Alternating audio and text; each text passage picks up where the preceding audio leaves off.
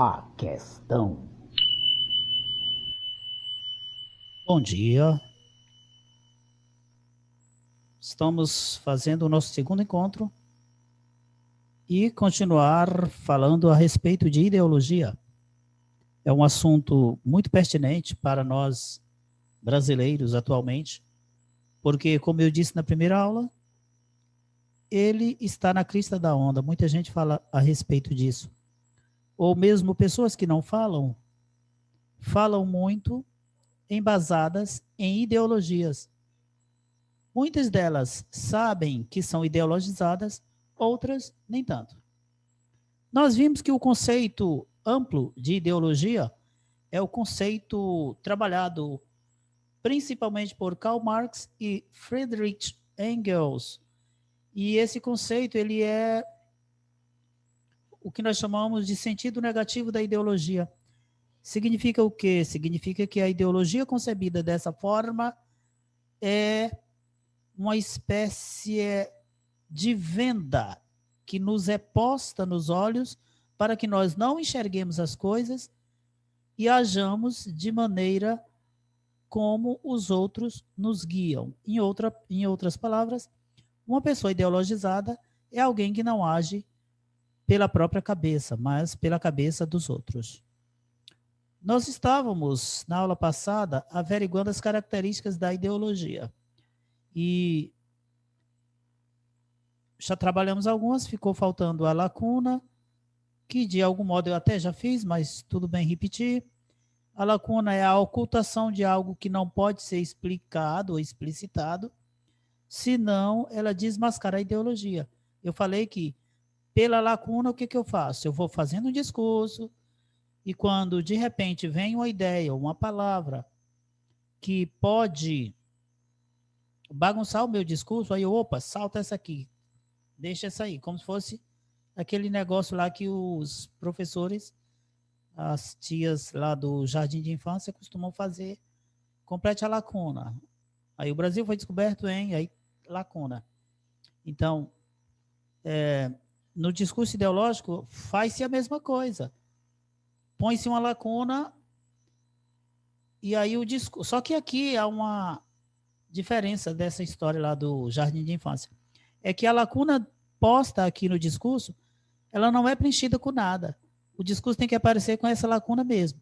É como se ele não tivesse uma coisa para preencher ali. Mas ele tem, só que essa coisa não aparece, porque se ela aparecer, o discurso daquela pessoa perde força.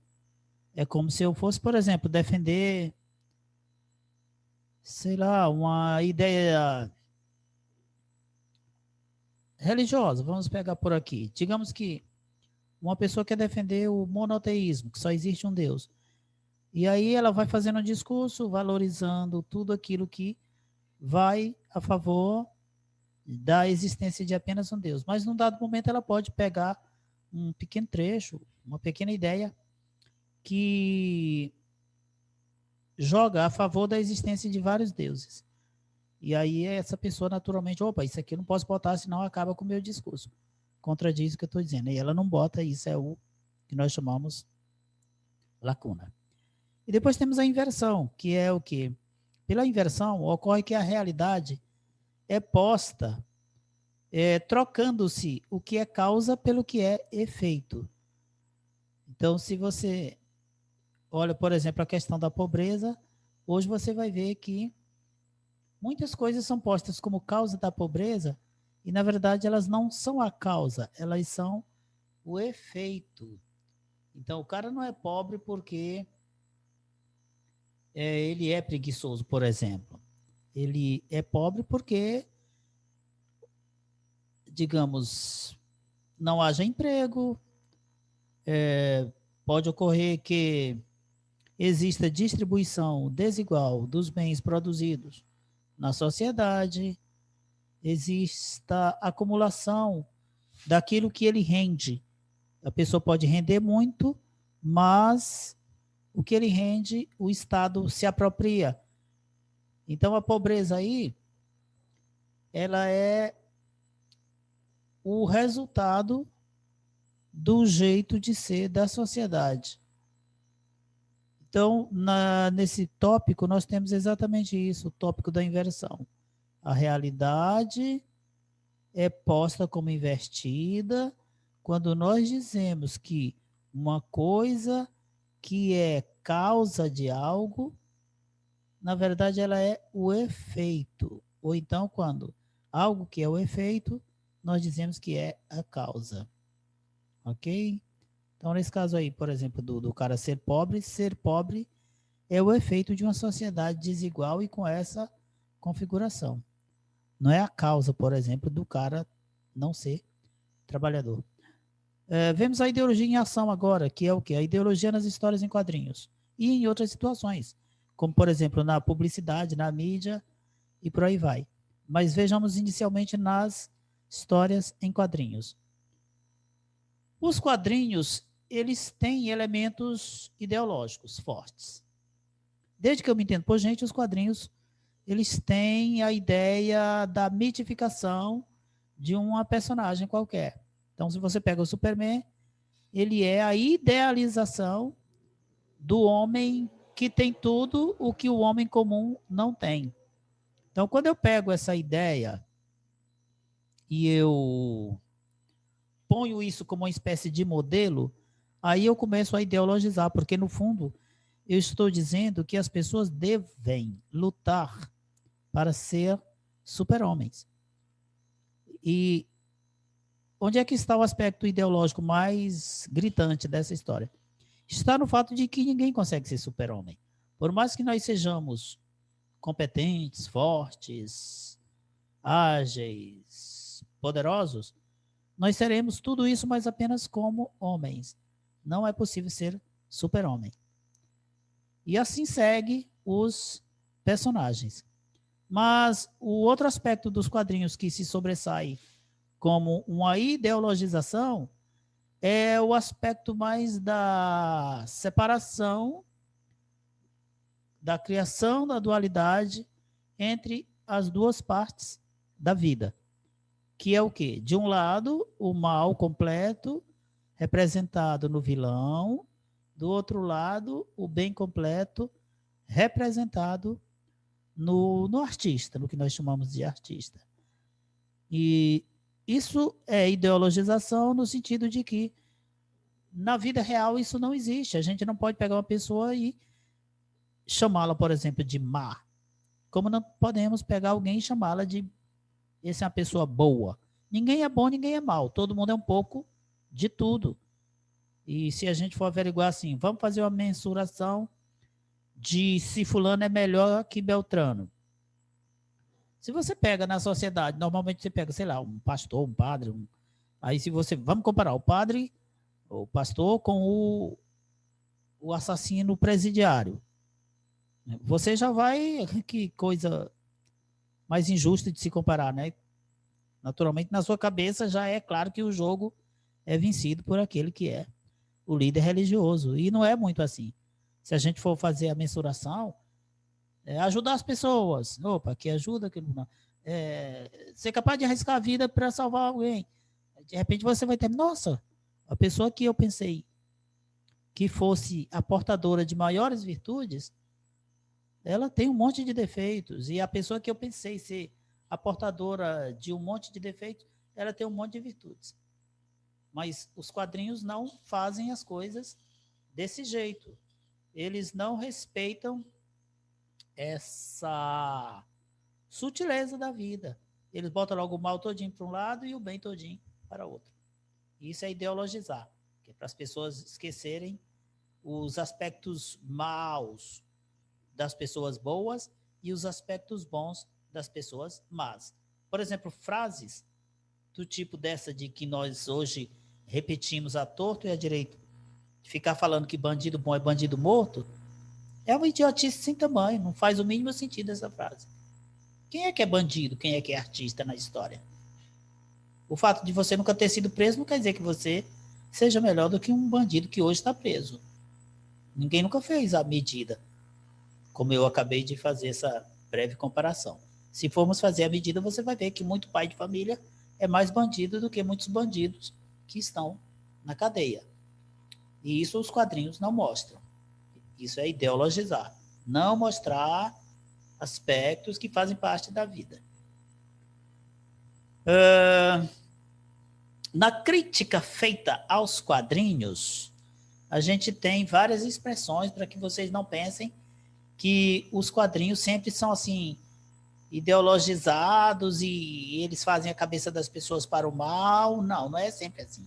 Existem quadrinhos nos quais eles mesmos criticam esses defeitos dos quadrinhos. A tirinha da Mafalda é uma delas. Acho que todos vocês já leram. Em questões de filosofia aparecem muitas. Vocês verão que eles às vezes fazem críticas bem profundas a respeito de aspectos da vida.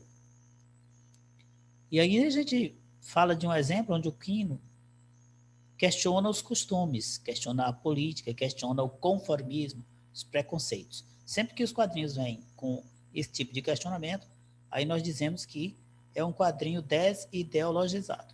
Apesar de que essa palavra, na verdade, ela não tem muito cabimento, porque praticamente ninguém age sem uma ideologia por trás. E aqui tem uma coisa que eu já paro para falar. A ideologia não é má. Eu não estou criticando a ideologia, eu estou criticando a cegueira com que as pessoas assumem ideologias negativas. E o que eu estou chamando de ideologias negativas são aquelas ideologias que levam as pessoas a fazerem o mal na sociedade, a não compreenderem as pessoas, a não ajudar, etc. Muito bem. No Brasil, a gente tem também essas expressões de quadrinhos que questionam. É o caso do Angeli, do Ziraldo, temos o Glauco, o Caruso, o Fernando Gonzalez e a Laerte. Laerte quer ser chamada de A, então chamemos-la. O que eles fazem, essas pessoas? Elas fazem tirinhas, quadrinhos curtos, ou charges, e aí a gente tem situações do imaginário nacional. E quando essas situações são postas, elas são postas para expressar o pensar brasileiro e também para questionar. Toda vez que você faz um quadrinho, uma charge, e nesse quadrinho você questiona o jeito de ser do povo, aí você está com um quadrinho que eu vou chamar de libertário, que seria o oposto do quadrinho alienante, que é o quadrinho ideologizado. Muito bem. Na publicidade, também é forte a presença da alienação, que é típica da ideologia. Então, vejamos, a publicidade não comunica apenas produtos, ela comunica também ideias. O que eu estou querendo dizer com isso? Que quando se faz publicidade, o objeto daquela publicidade não é apenas um produto que eu quero vender, mas também, às vezes, ideias que eu quero passar. Uma pregação religiosa, um discurso político, é uma publicidade em cima de ideias. Então, o alcance da publicidade é muito grande, por isso a gente precisa ter muito cuidado com o tato com ela, o trato, melhor dizendo, a maneira de tratá-la. Ela não é uma coisinha pequena, não. Ela é capaz de fazer, só aproveitando a Semana Santa aí, a multidão toda matar Jesus achando que estava fazendo o certo.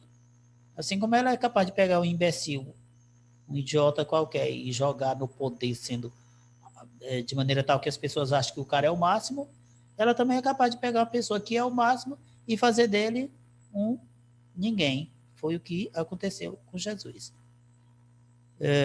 A publicidade faz isso lançando mão da ideologia. Quando é que a publicidade entra na história? Quando a ideologia é plantada por artifícios publicitários e essa ideologia termina fazendo efeito e atingindo grande parte da população. Hoje nós vivemos em uma época de consumismo. E aí nós temos o quê?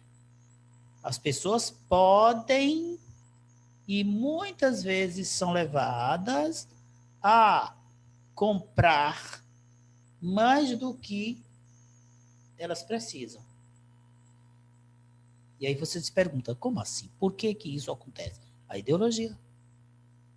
As pessoas podem ter a cabeça feita para pensarem que elas têm necessidade de coisas que, na verdade, elas não têm. E é por isso que hoje a gente tem estudos que comprovam que muitas vezes as pessoas enchem a casa de coisas, enchem o guarda-roupa de roupas que elas nunca utilizarão. Elas mesmas dizem isso, ok? A publicidade tem esse poder. Fazer com que nós façamos coisas que não queremos fazer, compremos coisas que não queremos comprar, ou deixemos de comprar coisas que precisamos, ou deixemos de fazer coisas que deveríamos. Ok? Por fim, falemos um pouquinho da mídia. Também vejamos como é que se dá na mídia a questão da ideologia. É basicamente a mesma coisa da publicidade, já que a mídia é o meio de comunicação de massa, é através da mídia que a ideologia da publicidade é repassada. A mídia é o canal eminentemente forte através da qual a gente tem o repasse dessas ideias que são assumidas posteriormente pelas pessoas. Bom, por hoje é só. Na próxima aula a gente vai tratar da questão da possibilidade de desideologizar um discurso ideológico. Até mais.